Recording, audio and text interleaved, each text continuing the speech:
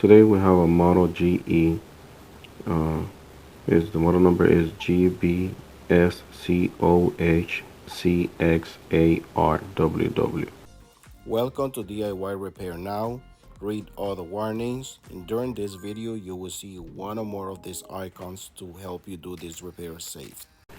And we're checking and either the refrigerator or the freezer are cooling. You can see the ice thaw out, and went to the back and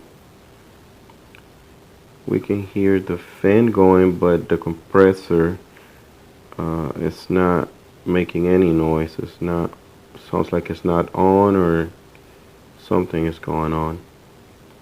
So we removing this panel to find out what is going on with the compressor. We touch the compressor is hot and it's not on. So we're gonna check to see if we got current, any power going, the wires on the compressor. I got this tester, it just tests to see if it's powered in there, and it beeps, so it's power in there. It's just the compressor is not coming on. It's hot and you can hear a clicking noise. It's trying to come on, but it's not coming on. We're just checking, and next thing we're gonna do is remove the start relay and see what's going on.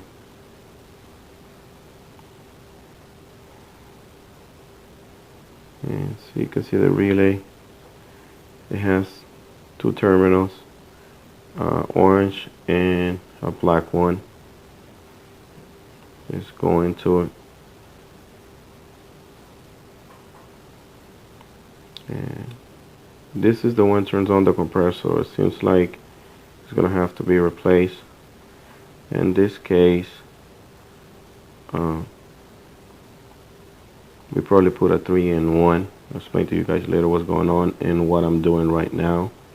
This is how I check the compressor before I put any hot starter or any relay. Make sure the compressor is still in good condition, because sometimes the compressor is bad internally, and you end up buying a expensive part, $100 and some dollars or $80 something, and then if the compressor is not good, then you end up buying a part, and then if you install it in the compressor, they won't take it back because they can tell when you already installed a part in your unit. So right now I'm checking the windings, and I'm taking readings from the terminals on the compressor, and then later on in this video I'm going to show you what I'm doing right now, because I was trying to get it in camera, but I was, in a rush, and I have nobody to help me film it, so I was just trying to do everything myself. And like I was saying, what I'm doing right now is checking for windings and checking to see if the compressor is not ground. And then this is how I do it. I just write it up on the back of the refrigerator, take the readings, add it up, and just check and make sure this compressor is not ground or has bad windings internally. Just bear with me. I got this alligator clips for my tester,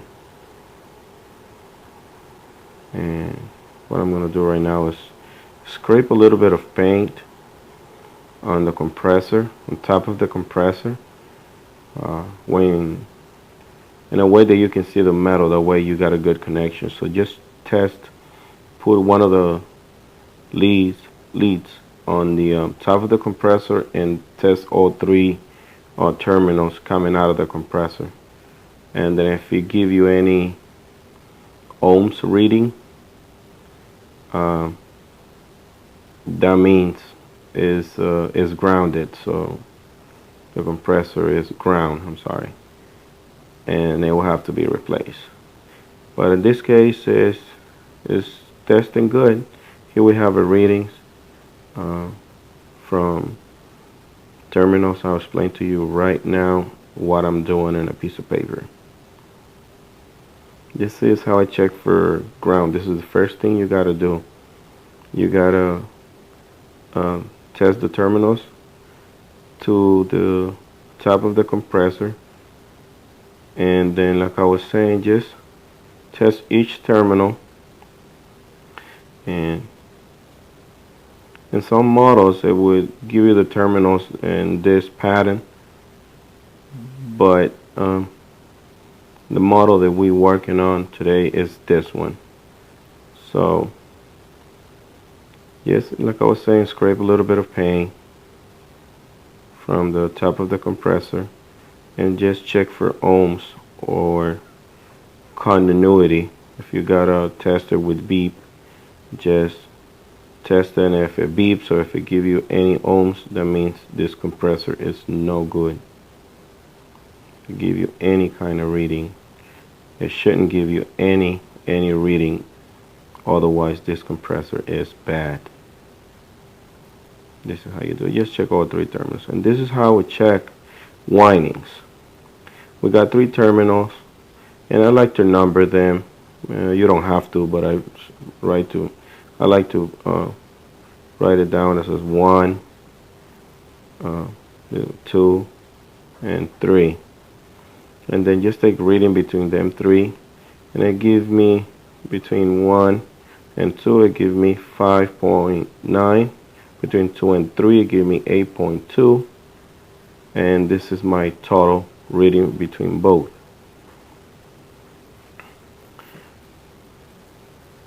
See, 5.9, and then 8.2, and then this is the total between 3 and 1. So this is how you add it up, and it's giving me a total of 14.1. So it's very close to this number. So this compressor, technically, when we talk about winding, is good. Now, since we already checked the compressor, we're gonna proceed to install universal 3-in-1 hot starter. You can get this on eBay or Amazon. Just put 3-in-1 hot starter for refrigerator. And normally refrigerators top and bottom and side by side, they would take 1/3 to 1/4 horsepower universal hot starter. So that should work fine if you have a top and bottom or side by side refrigerators. I like to put these terminals before I cut the terminals from for the relay, just to see if it's gonna turn on. And this is how we check which one is common, run, start. You see it here's 5.9 and here's 8.2. So the smaller number that give you from 1 to 2, it should be run, and the highest number from 2 to 3, it should be your start. So I always like to say the smaller number is run and the bigger number is start.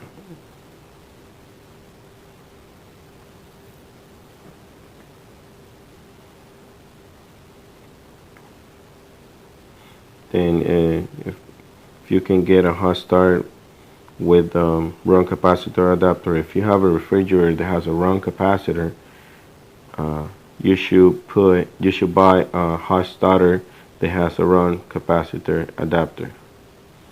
So the black lead goes from the common, the red lead, it goes to run, which is R. And as you can see in the paperwork, it gives you the instruction how to put it on. I always like to double check because in some compressors it's different. But yeah, black lead is common, red lead is run, and white lead is star.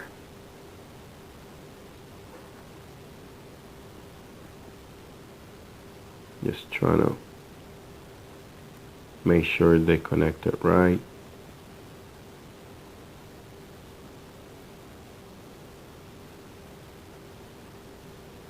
Yep.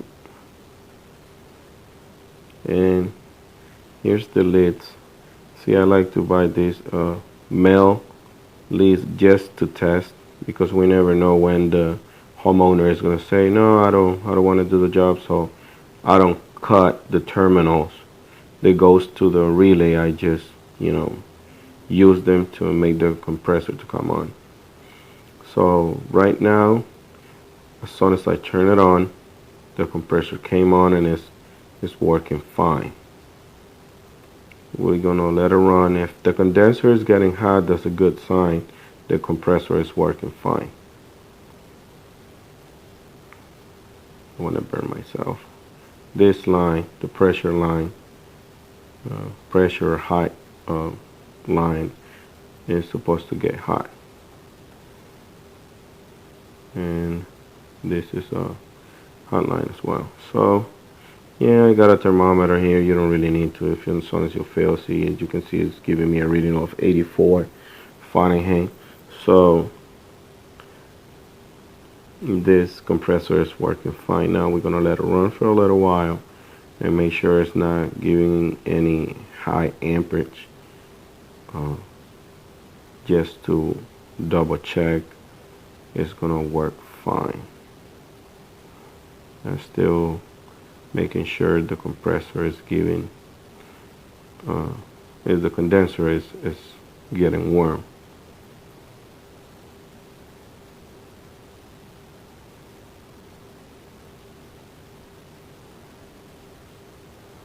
Just making sure everything is fine. And make sure you adjust the temperature to where it should be.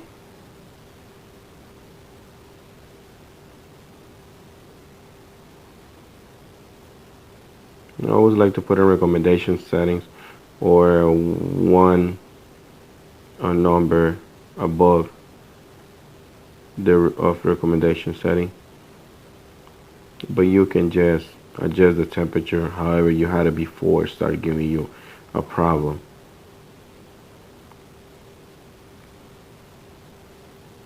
Disconnected by mistake, so I'm going to plug it back in, and came on very quick. No problems. What we're going to do right now is just check for amps. These compressors, they always run between 0.8, 0.9 to 0.4 if it give you, or between, between 0.8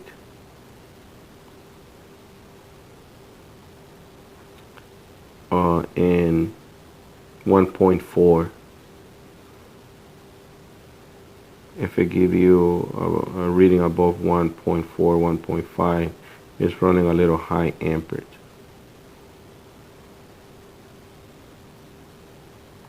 And the condenser is getting hot, so that means everything is working fine.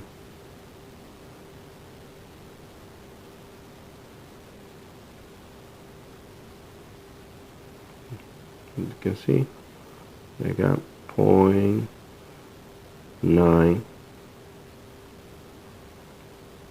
Just making sure everything's working fine. And I just use these leads to make it to come on and make sure it's going to work fine before I cut the terminals. And since everything checked okay, we're going to proceed and cut these terminals and go ahead and install the hot starter the way it's supposed to. Just cut the terminals and scrape the wires.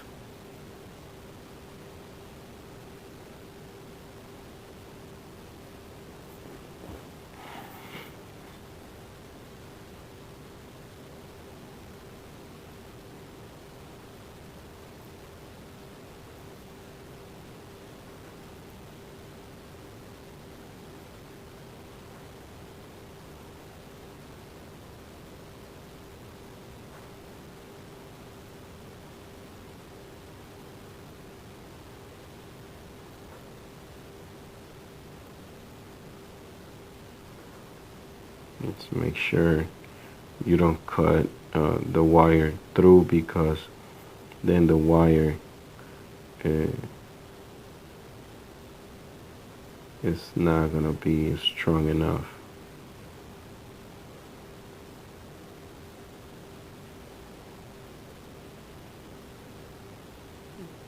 By the way, the uh, hot starter has two black wires for power. It doesn't matter in which one you put it on. You can put it in black with orange, either way. And we're not talking about the wires that goes to the compressor. We're talking about the wire that goes to the power supply. Most of the time, the well, all the time, the hot starter brings the instruction how to put it on, so it's very easy. At the end of this video, I'm gonna show you guys how the hot starter looks. Just put it in there, make sure it's not gonna be on the way of anything.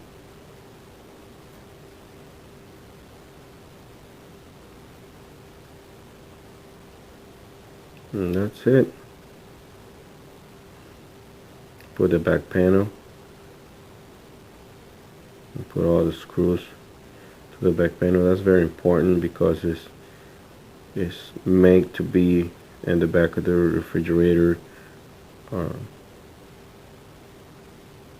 for cooling the condenser in the compressor.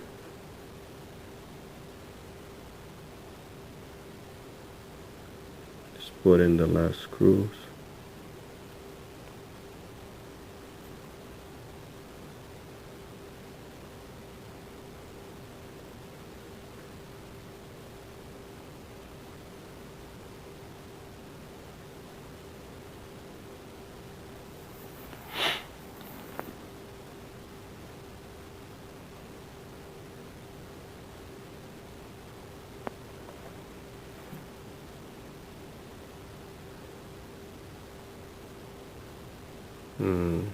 Pretty much done here. Plug it in. Sounds like everything is working fine.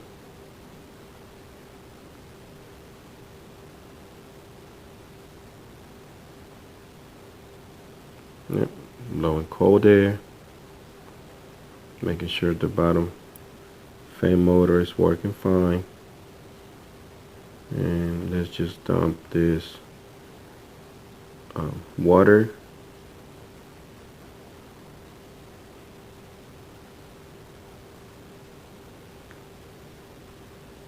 Put it back. That's it. Thanks for watching. Alright guys, if this video helped you in any way, you can show us appreciation by giving us a tip using the following options that you see on the screen. If you cannot provide with a tip, is another way to support this channel by just dropping off a comment in the comment section down below. Subscribe to our channel, give us a thumbs up, and turn on the bell to receive notifications. Thanks for watching.